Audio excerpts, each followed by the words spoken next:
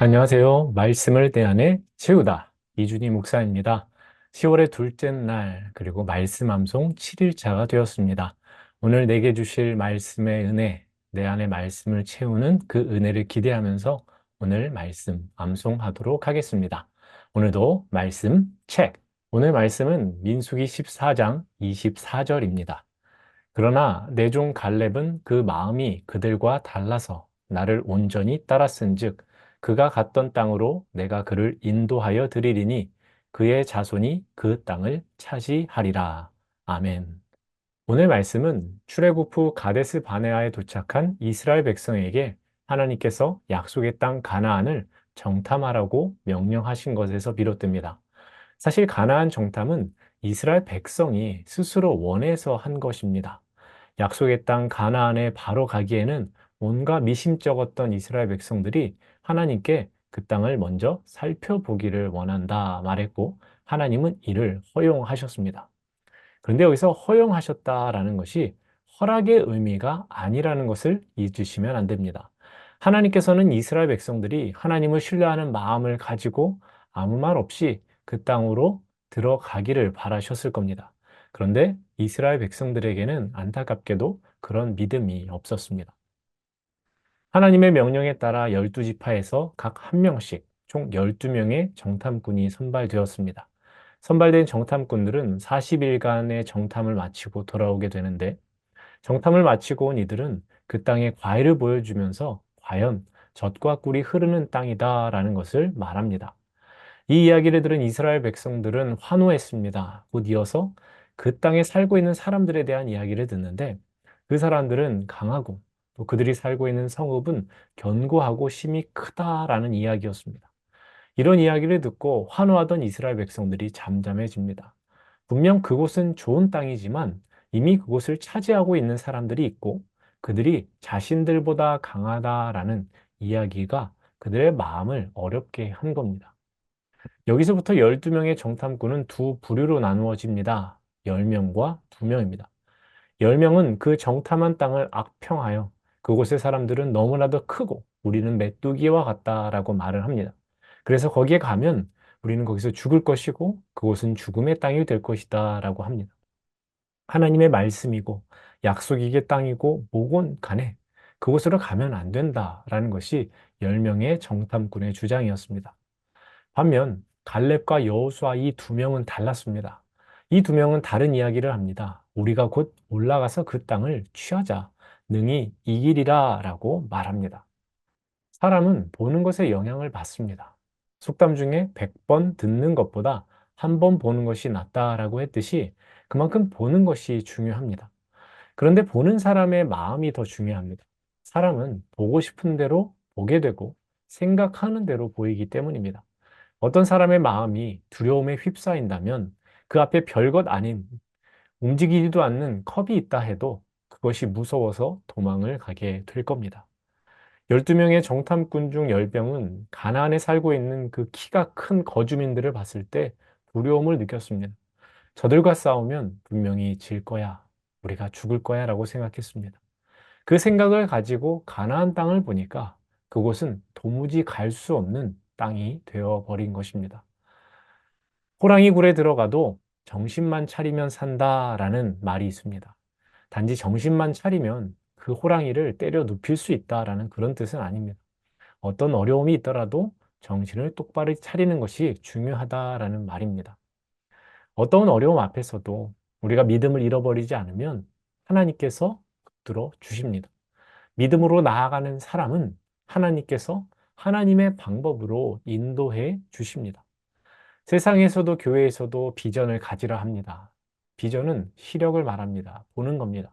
그렇지만 일반적인 뜻으로의 보는 것만을 뜻하지는 않습니다. 비전은 꿈을 꾸는 것입니다.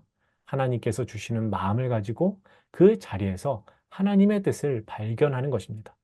그래서 비전은 아무나 가질 수도 없고 아무나 볼 수도 없는 것입니다. 그러면 여러분, 믿음이 무엇입니까? 당장은 눈에 보이지 않지만 하나님 아버지의 때에 이루어질 것을 기대하며 기다리는 것입니다. 그렇다고 마냥 손 놓고 기다리라는 것은 아닙니다. 내가 서 있는 그 자리에서 매 순간 최선을 다하는 것이 믿음을 가진 자의 삶입니다. 믿음의 눈을 가지고 내 앞의 상황을 보면 하나님께서 우리와 함께 하시는 것을 보게 됩니다. 그래서 비전의 사람은 남들이 보지 못하는 것을 보는 사람입니다. 바로 믿음이 있기 때문입니다. 믿음 없는 자의 특징이 무엇이라고 생각하십니까? 믿음 없는 사람은 결과를 얻기 위해 피땀을 흘리는 것이 필요한 것은 알지만 그것을 싫어하는 사람입니다. 또 쉽게 얻고 싶은 마음이 커서 조금이라도 힘들다 싶으면 그건 하나님의 뜻이 아니야 라고 말합니다. 무혈입성만 생각해서 조그만 가능성도 바라보지 않는, 그래서 그냥 버리는 사람이 믿음 없는 사람입니다. 결국 믿음 없는 사람은 더 넓은 신앙의 경지는 보지도 못한 채, 더 큰 은혜는 보지도 못하고 꿈꾸지도 못한 채 우물한 개구리 같은 인생이 되어 버리는 것입니다. 여러분은 어떤 사람이십니까? 12명의 정탐꾼 중 갈렙과 눈의 아들 여호수아 오직 2명만이 믿음을 보여주었습니다. 정탐꾼 12명은 모두 각 지파에서 내노라 하는 인재들이었지만 왜 2명만 믿음의 본이 되었겠습니까? 정탐꾼 12명이 10대 2라는 차이를 보인 것은 결국 하나님에 대한 믿음의 차이였고 신뢰의 차이였습니다. 갈렙과 여호수아, 여호수아는 모세의 후계자로 이스라엘을 이끌게 되고 갈렙은 유다 지파의 리더로 크게 쓰임을 받습니다. 특히 갈렙은 정탐을 하던 때로부터 45년이 지난 그때에도 여전히 믿음으로 살아가는 모습을 보여주게 됩니다. 여러분, 경험이 중요합니다. 경험이 중요한 것은 다음 단계에 영향을 주기 때문입니다. 특별히 승리의 경험이 중요합니다. 승리도 습관입니다. 이와 마찬가지로 믿음을 가지고 살아가는 것 또한 습관입니다. 우리의 신앙을 가로막는 것은 어떤 커다란 문제가 아닙니다. 내 안에 자리 잡고 있는 선입견, 편견입니다.